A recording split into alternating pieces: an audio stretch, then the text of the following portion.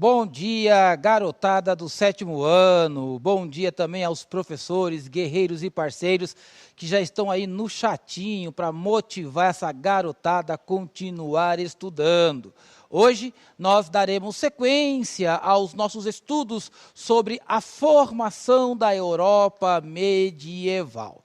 Então, já para situar vocês na aula, já vamos colocar na tela o tema da aula: a função social da mulher no período medieval, esse período aí que vai do século V até o século XV, ok?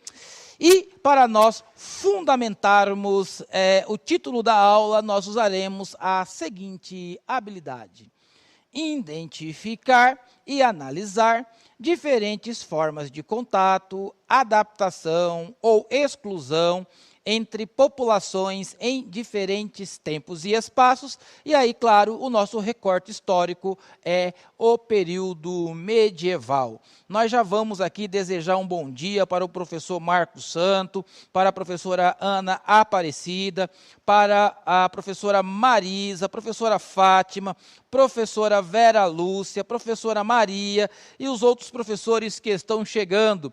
Também vou mandar um abraço para a diretora Tânia, lá na Escola Antônio Carlos da Trindade, em Osasco, lá na Vila Airosa, e para a vice-diretora Cristina e a Célia, a coordenadora, e aos grupos de professores que estão ligadinhos aí no CMSP, nessa aula do sétimo ano.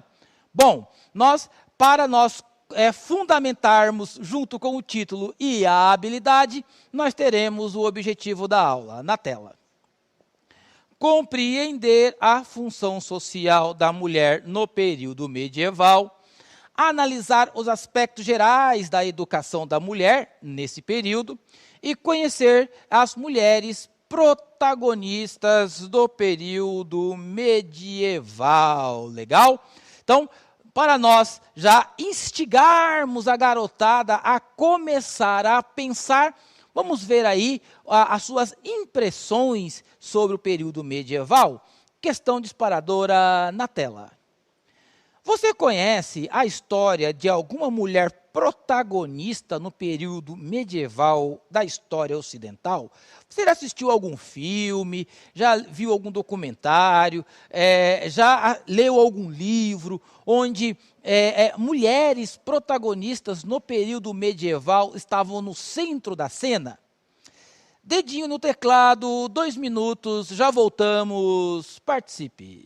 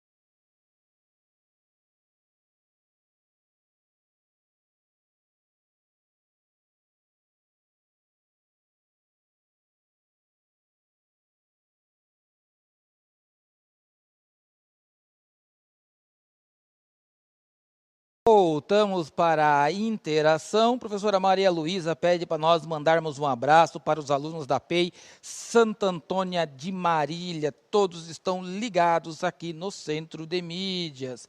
A professora Jaqueline também nos pede para mandar um abraço para os alunos da Escola Estadual Francisco Duarte Ibirarema. Legal. E aí, acerca das respostas, tá chovendo Joana d'Arc aqui no chat, hein? A galerinha aí tem esse conhecimento dessa grande protagonista do período medieval, que foi Joana d'Arc. Claro, né? A sua vida aí repleta de mistérios, sempre aguça a curiosidade, tanto dos jovens como dos adultos também. Vamos então para a próxima tela. Galera, na lousa, aqui vamos periodizar a história. Vamos lá. Turma, o ano passado, vocês estudaram com a professora Janaína a formação e a queda do Império Romano. Então, nós teremos a história medieval, né? A formação da Europa feudal. Ela vai surgir, né? Vai se tornar possível o seu desenvolvimento após a queda do Império Romano. O Império Romano, ele aos poucos, né, ele se tornou aí um grande império aí em toda a bacia do Mediterrâneo, mas a sua forma, né, de civilização, ela teve o seu auge e também teve o seu fim. Então, no ano 476, século V depois de Cristo, a Roma já fragilizada, as fronteiras do Império Romano já fragilizados, e a dificuldade de se manter a estabilidade de um grande império e manter também suas estradas, toda a segurança da Pax Romana, tudo isso favoreceu a incursão, a invasão dos povos germânicos que vinham do norte, e aí eles tomaram as fronteiras, né, do Império Romano. Então, aqui, vamos lá? Aqui. Então, no Império Romano, os povos começaram a entrar dentro do Império Romano e começaram a promover mudanças drásticas dentro daquela estrutura, claro, através da guerra, da batalha. O Império Romano não resistiu, e aí Odoacro, líder das hordes bárbaras, ele destronou, tirou a coroa aí de Rômulus Augustus, né, o último imperador romano. Então, vamos voltar para o nosso infográfico na tela. Então, a história medieval, né, a Europa medieval, ela vai começar a partir do século V, depois de Cristo, ok? Até o século XI, século XII, vai ser um período de muita guerra, né? Porque os povos germânicos, eles irão lutar entre si, até que os francos, eles derrotam as outras tribos e se organizam em um novo império chamado Sacro Império Romano Germânico, aí do seu lado direito da tela em vermelho, que nós vimos na aula passada, que circunda ali o território da França. Então, a formação de um novo império. Agora, Sacro Império Romano Germânico. Sacro, porque vai se inaugurar aí no governo, né, do Carlos Magno, né, governo franco, um dado muito importante para que nós possamos compreender toda a formação das monarquias. O Papa é quem coroa o rei. O Papa coroou Carlos Magno como imperador do Sacro Império Romano Germânico. Então, inaugura-se aí o chamado direito divino do rei. O rei governa, o imperador governa com a bênção de Deus, e o grande símbolo dessa aprovação é a missa que irá coroar, então, o rei ou o imperador. Legal? Por isso, então, Sacro Império Romano, porque eles tinham ali, vamos dizer, algumas características que eles queriam restaurar do Império Romano dentro de uma administração germânica, legal? Então, do século V ao século XV, do século V até o século XI, nós teremos a chamada Alta Idade Média, período de muitas guerras, muitas lutas, e do século aí, XII até o século XV, a Baixa Idade Média, onde o sistema feudal vai começar a ruir. Então, do século V até o século XI, nós teremos toda a estabilização da formação do sistema feudal, né? Das terras onde os castelos estavam concentrados e os nobres, né, faziam toda a segurança enquanto os servos trabalhavam para sustentar a pirâmide, né, social daquele período, ou seja, né, sustentar nobreza e sustentar o clero. Ok? Mais uma vez, voltando lá no infográfico para nós encerrarmos essa parte. Então, a partir do século XV, nós teremos aí a formação das monarquias, nós vamos estudar isso aí com aulas específicas, até o fim do absolutismo, né? Nós teremos aí lá no século XVIII, quando começa a história contemporânea. Então, história medieval, história moderna, nós estamos nos centralizando aí na história medieval, período do século V ao século XV, onde teremos a formação do Sacro Império Romano Germânico, a formação de um sistema feudal, agrário, a formação de uma sociedade estamental fundamentada naquela pirâmide social que nós sempre realizamos, construímos nas aulas, tendo o clero na ponta, os nobres e depois a base formada pelos servos. Todo o ethos cultural, social, formado por uma mentalidade religiosa, teocêntrica, ou seja, Deus está ali no centro de todas as coisas. Claro, a principal instituição desse período histórico é a igreja. Legal? Vamos então ler um texto. Garotada do 7º ano já vai começar a ler, né? Textos mais longos, mais densos, né? Desenvolver aí a leitura, que é muito importante. A mulher no período medieval, na tela. As mulheres na Idade Média, além de exercerem o papel tradicional, dito pela sociedade de esposas, mães e filhas, também se ocupavam de diversos outros papéis sociais. Muitas mulheres tinham uma profissão e até conduziam alguma forma de negócio, de forma autônoma, sem a tutela dos seus maridos.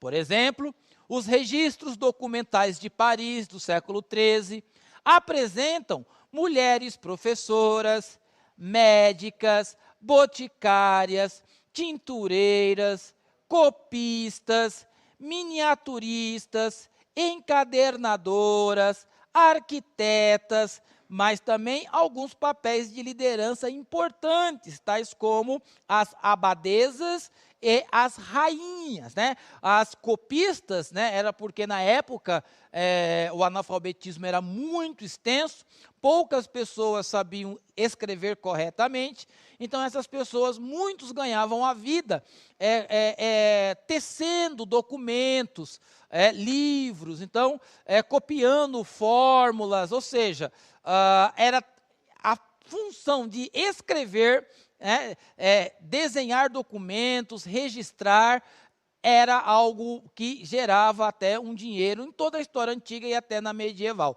Os copistas eram muito requisitados e por isso eles até tinham uma boa remuneração, porque havia uma grande demanda, mas a oferta para copistas era poucos. E aí algumas mulheres também se destacaram como copistas, ok?